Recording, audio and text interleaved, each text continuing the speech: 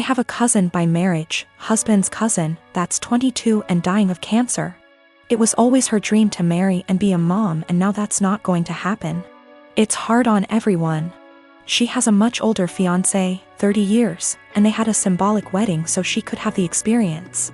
They started looking for ways to get access to a baby that she could take care of and experience some level of child care that way. But with 2020 and ethics in general, there's not a lot of ways to do that safely. My husband and I have the first and so far only children of our generation, who are 10 months and 23 months old. I had hopes that it wouldn't happen, but her parents asked me if they could borrow my younger baby for a few weeks. The cousin and her fiancé would basically be play acting having a baby. Her parents would also join in on pretending. There would be photo shoots and everything. This makes me really uncomfortable. It's really creepy. I cannot understate how creepy I think this is. I know that her not getting to live her dreams is sad, but I don't think this is the answer. I'm worried it will be traumatic for my baby. She's almost a year old and will, well, notice that her entire family will just vanish overnight for what will seem like forever.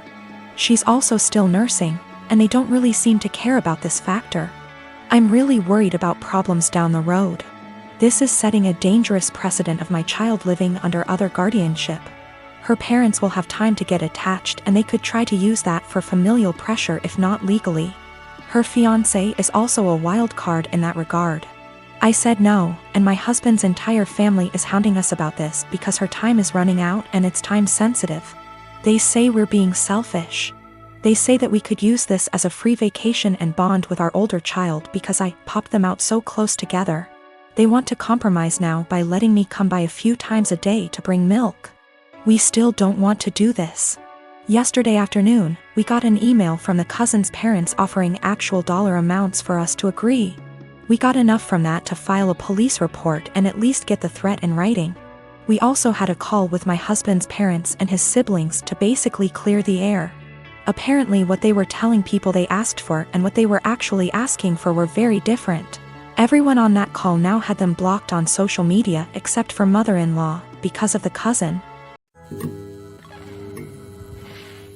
I am a 33 years old female, and I have had fertility issues for the past couple of years with my husband, he's 35.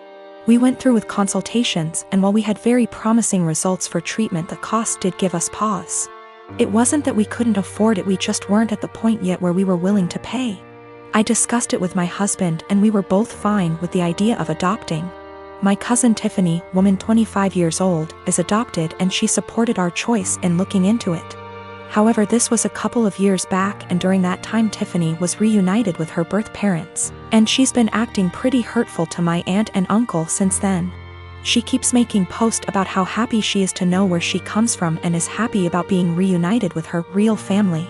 She even talked about having her birth father walk her down the aisle as a chance to make up for lost time. Obviously my uncle was very hurt about this, but when he voiced it, Tiffany got defensive. She called my uncle selfish, how this was about her and that he knew what he signed up for when raising someone else's kid. Before the pandemic, Tiffany moved closer to where her bio mother lived so they could make up for lost time. And Tiffany kept making post after post about all the fun she was having meeting relatives. And how she called back / video chatted with each of her bio parents multiple times a week. Meanwhile, she barely texted back my uncle and aunt once a month. I could tell how heartbroken my aunt and uncle were, but tried to give Tiffany her space, and the few times they said anything she accused them of being selfish and unsupportive. I think the biggest thing that broke them was when Tiffany promised to come by for my aunt's birthday and was even given the money to travel to them, but then never showed up. She called literally the day before to say that her bio mom had an emergency so she wasn't going to make it, but didn't give back the money. I am completely disgusted by Tiffany's behavior, and while I haven't completely ruled out adoption entirely, I did want to give medical-assisted conception a try.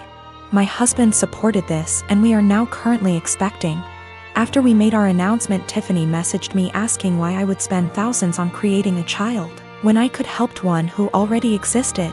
I tried to play it off, but Tiffany kept pressing and calling me a bad person when there are so many children who desperately need a home, and overpopulation. It got to the point where she was pissing me off, and I just came clean and said that her behavior towards the people who loved and raised her was the reason. Tiffany got really upset, but I didn't care. However, her parents are now starting to say that I was wrong. I'm currently working part-time at a restaurant on my university's campus. I mostly work shifts with this one girl, we'll call her Anna, who is all for the body positivity movement. She embraces her body type and regularly posts inspiring quotes or images on her social media accounts. Personally, I have nothing against this at all. I am also in full support of treating and accepting everyone no matter their body type. However, I do believe that everyone should be healthy, eating right, exercising, taking care of their mental health, etc. Or at least attempting to be. I don't support those who use the body positivity movement as a cloak to shield and justify their unhealthy and damaging behaviors. However, despite being a supporter, Anna regularly comments on my body type.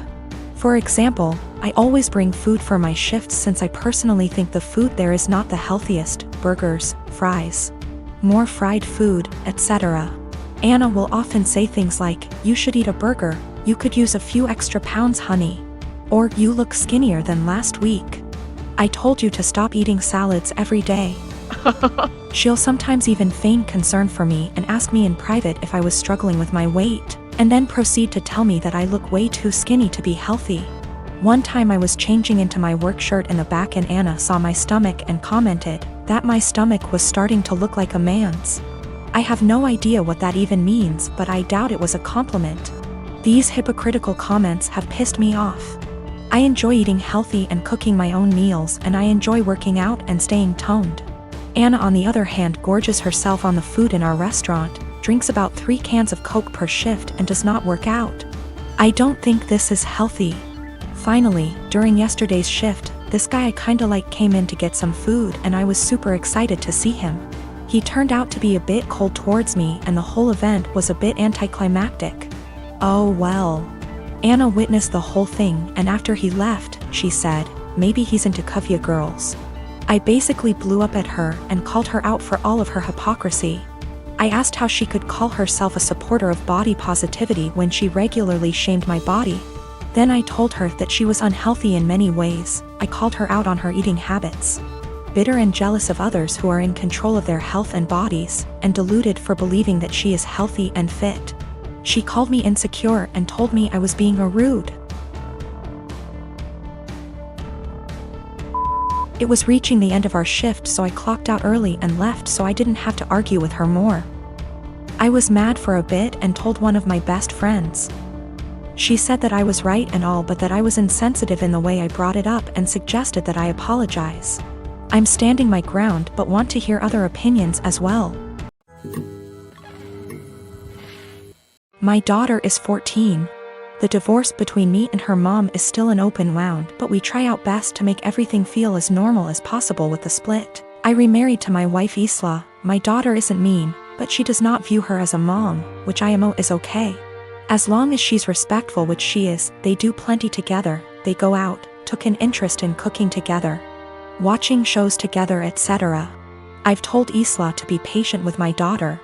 If something is wrong, I'd expect her to come to me and I will talk with my daughter and make sure we resolve the issue.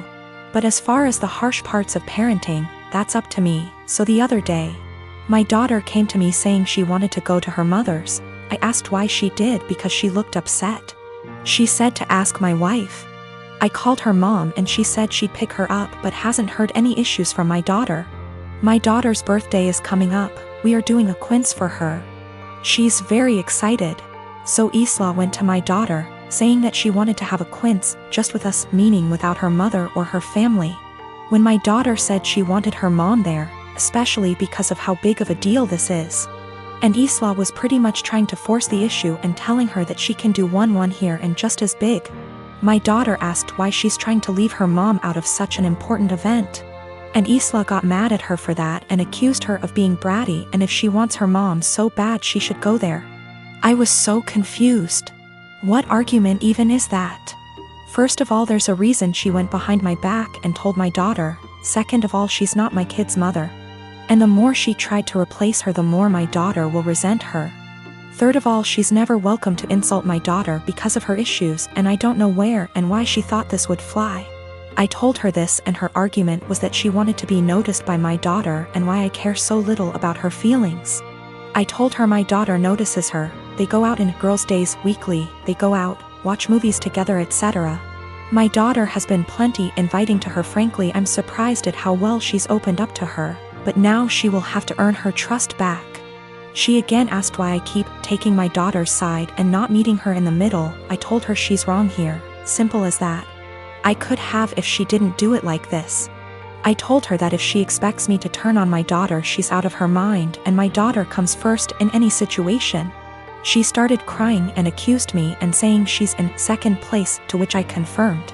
I would never want her to put me over a kid. She left and now isn't speaking to me. V asked my daughter if this behavior was consistent. She said that she feels like Isla makes it a point to not talk about her mom, but nothing this extreme.